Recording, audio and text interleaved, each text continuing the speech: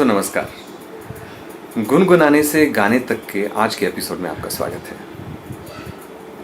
दोस्तों, जब मैंने गाना सीखना शुरू किया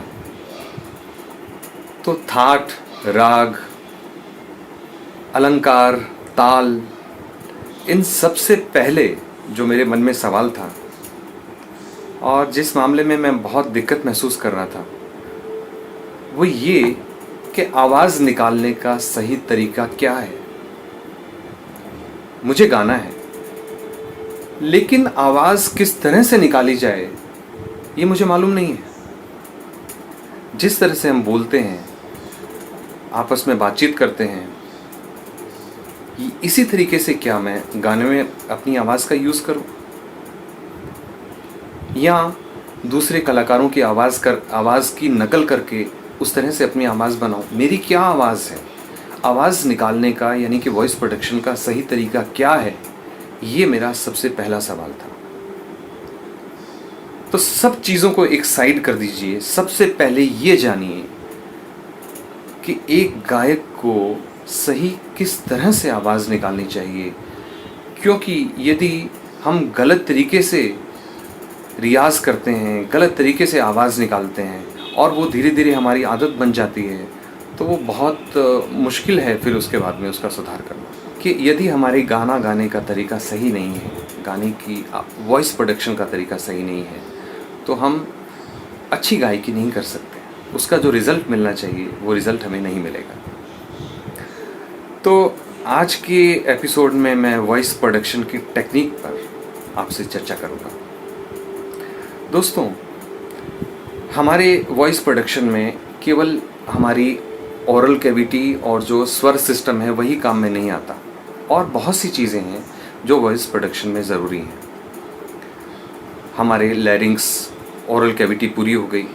नेज़ल कैविटी, नाक जो है हमारा, उसका एक और महत्वपूर्ण अंग है। इसलिए मैं ये कहूँगा कि हमारी नेज़ल कैविटी बहुत साफ़ होनी ज़रूरी है। जिसको ज़ुकाम रहता है, नज़ले की प्रॉब्लम है, उन सब को इन प्रॉब्लम्स को दूर करना चाहिए। आवाज़ एकदम साफ़ होनी चाहिए। दूसरी चीज़ है कि हमारा सीना और पेट, ये सिस्टम भी हमारे गाने में काम में आता है। हम जो सांस लेते हैं वो हर व्यक्ति का सांस लेने का तरीका अलग है। नॉर्मली लोग क्या करते हैं कि अपने सीने से सांस लेते हैं, जो गायकी के लिहाज से बहुत बेनिफिशियल नहीं है। किसी भी व्यक्ति को चाहिए योग के अनुसार भी कि वो अपनी पेट से सांस ले, यानी जब आप सांस लें तो आपका पेट ऊपर और नीचे होना चाहिए। आप कैसे सांस लेते हैं इसका परीक्षण आप अपने पेट पर हाथ रख के कर सकते हैं कि जब आप सांस लें तो देखें कि क्या आपका पेट आगे पीछे हो रहा है, और नहीं हो रहा है तो इसका कुछ दिन अभ्यास करिए। अभ्यास से आपकी ये प्रॉब्लम ठीक हो सकती है। तो बहुत ज़रूरी है कि आप सही तरीके से सांस लें। पेट से सांस लेने के और भी बहुत फ़ायदे हैं। सबसे पहले तो इसका ये फ़ायदा है कि आप सांस बहुत गहरी ले सकते हैं, जिससे आपकी गायकी में किसी सुर पे टिके रहना बहुत संभव है। इसी से जुड़ी दूसरी बात भी है कि आपकी आवाज़ में, नोट्स में सुर लगाने की क्षमता में शक्ति आती है। उसको आप बहुत स्ट्रॉन्ग तरीके से कोई सुर लगा सकते हैं। यदि आपकी सांस पेट से ली जा रही है तो ही ये संभव है।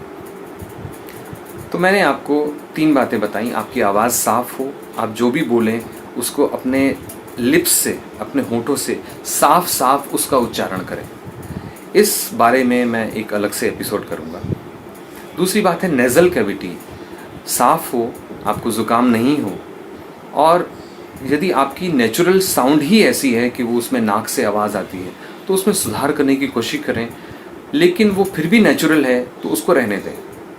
आपने भूपेंद्र जी को सुना होगा, कोई दिक्कत की बात नहीं है, आप उसको जैसी है वैसी रहने दें। उसके बाद में सीने से सांस लेना बंद करें, अपनी पेट से सांस लें। इन सब चीज़ों को देखने के बाद में ज़रूरी ये है कि असल में आवाज़ किस तरह से निकाली जाए। दोस्तों, पेट से सांस लेना, इसको बहुत नियंत्रित करना ज़रूरी है। और बड़ी खुशी की बात है कि पेट से सांस लेते हुए इसे कंट्रोल किया जा सकता है। हमें सांस धीरे छोड़नी है, धीमी स्पीड से छोड़नी है, तेज़ी से छोड़नी है और रुक रुक के छोड़नी है। गायकी के बहुत से अंगों में पेट से छोड़ी जाने वाली सांस का प्रयोग हो सकता है। ये बहुत इन डेप्थ नॉलेज है। इसके ऊपर यदि आप रिसर्च करेंगे तो पाएंगे कि इसके बहुत से फ़ायदे हैं। शायद पेट से गाना भी इसी को कहते हैं कि पेट से गाया जाना चाहिए। या अभिनेताओं को कहा जाता है कि आपकी आवाज़ पेट से आनी चाहिए, आपकी चिल्लाहट जो है वो पेट से आनी चाहिए। योग में भी कहते हैं कि आपका जो रेचन है वो पेट से होना चाहिए। तो कहने का मतलब कि पेट से सांस लेना, पेट से गाना बहुत ज़रूरी है। पेट से गाने का यही मतलब है कि आपकी जो एसेंस है, जो आपके गाने की जो आवाज़ है, मूल आवाज़ है, वो आपके पेट से आनी चाहिए, गले से नहीं आनी चाहिए। गला आपका सिर्फ एक विंड सिस्टम है, सिर्फ उसको नियंत्रित करता है कि आपकी आवाज़ क्या स्वर निकलना चाहिए, आपको क्या बोला जाना है।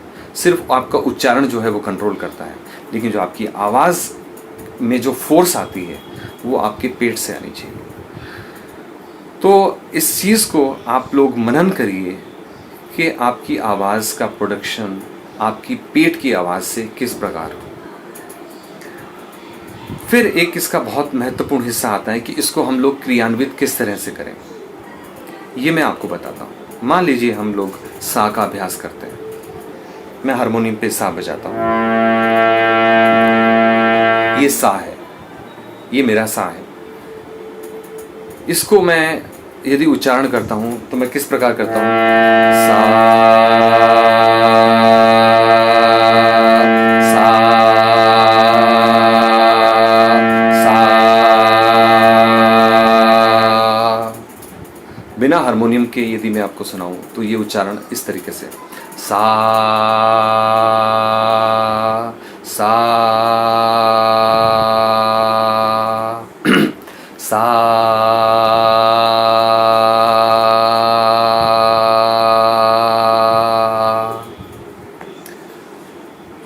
और यदि मैं इसका गले से उच्चारण करता हूं तो सा सा। और पेट से यदि मैं इसका उच्चारण करता हूं सांस लेते हुए तो उसका उच्चारण कुछ इस तरीके से होता है सा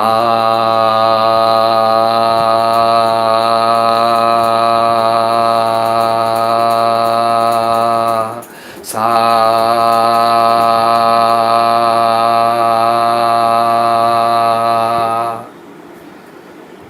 यदि आप इसका फ़र्क महसूस कर सके हों तो बहुत अच्छा है। जो पेट से आवाज़ आती है वो बहुत गहरी आवाज़ होती है।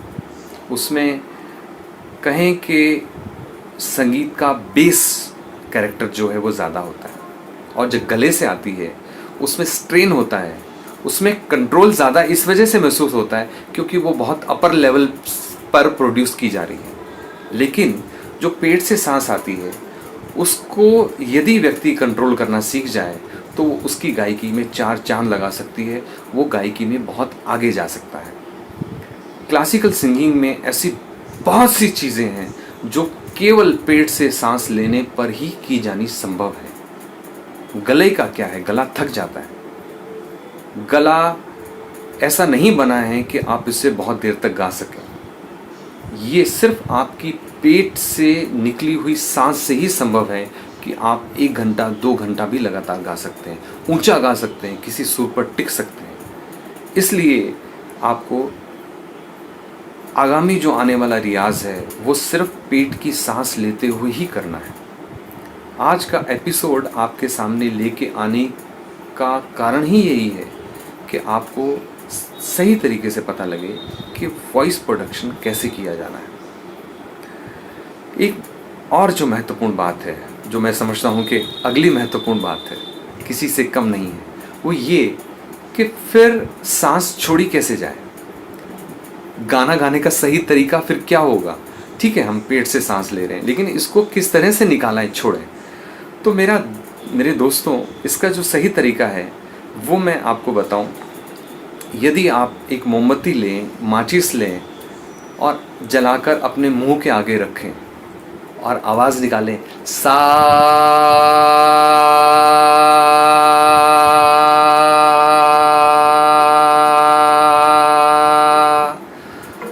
तो आप महसूस करेंगे कि आपकी आवाज़ निकल रही है, आपकी सांस भी निकल रही है, लेकिन उस मोमबत्ती या दिया सलाई की लो फड़फड़ाती नहीं है।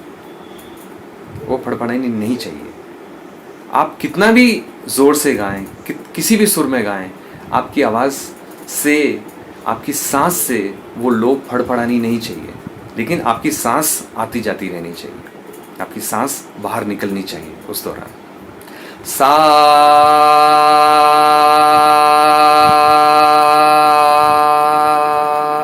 आप हाथ रख के देखिए, सा, आपको महसूस नहीं होगा कि आपकी आवाज़ के साथ में सांस बाहर आ रही है या नहीं आ रही है। दोस्तों, ये है वॉइस प्रोडक्शन का सही तरीका। तो आने वाले एपिसोड्स में आप जो भी रियाज़ करें, उससे पहले आप सुनिश्चित कर लें कि आपके ये सभी सिस्टम सही हैं या नहीं हैं, सांस लेने का आपका तरीका सही है या नहीं है। चूँकि ये चीज़ कहीं डॉक्यूमेंटेड नहीं है, कहीं पे लिखी हुई नहीं है, किसी शास्त्र वगैरह में कम से कम मैंने नहीं पढ़ा है, जो अभी तक मैंने सीखा है उसमें, तो ये अपने लोगों के अलग अलग विचार हो सकते हैं, लेकिन मेरे हिसाब से ये ठीक है, ये सही तरीका है। तो हैप्पी सिंगिंग, आप गायकी से जुड़ी हुई मूल बातें जो हर गायक को जानना ज़रूरी है, वही आपके सामने लेकर आता हूँ और आता रहूँगा। गुनगुनाने से गाने तक को सब्सक्राइब करें यदि आपने अभी तक सब्सक्राइब नहीं किया है तो। आने वाले एपिसोड में हम ये सीखेंगे कि सुरों का अभ्यास किस प्रकार सही तरीके से किया जाना चाहिए, जो आपकी गायकी में चार चांद लगा दे और सही रिजल्ट लेकर आए। सब्सक्राइब करें, हौसला अफजाई होगी यदि आप इसे लाइक भी करें, सीखें और अपने दोस्तों को भी सिखाएं। Thank you.